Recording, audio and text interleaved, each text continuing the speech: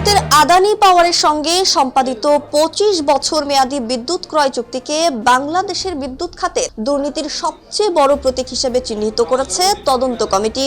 অস্বাভাবিক চুক্তিগুলোর ক্ষতি থেকে রাষ্ট্রকে রক্ষা করতে দুর্নীতির প্রমাণ দ্রুত আইনের আশ্রয় নেওয়ারও পরামর্শ দিয়েছে কমিটি।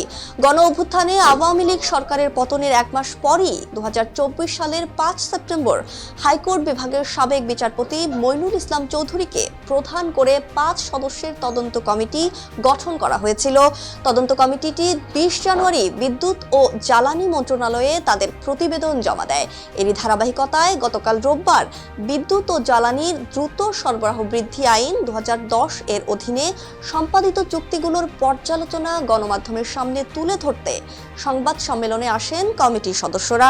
কমিটির প্রধান বিচারপতি মইনুল ইসলাম চৌধুরী বলেন, বিদ্যুৎ ও জ্বালানি দ্রুত সরবরাহ বৃদ্ধি আইনটি কাজে লাগিয়ে করা চুক্তিগুলোতে ব্যাপক দুর্নীতি, অনিয়ম ও চতুরতার প্রমাণ পাওয়া গেছে। এসব দুর্নীতির প্রমাণ সরকারকে দেওয়া হয়েছে। সরকারকে দ্রুত এসব দুর্নীতির সুরাহা করতে হবে। মনীষা ইসলাম, নিউজ 21, নিউজ ডেস্ক।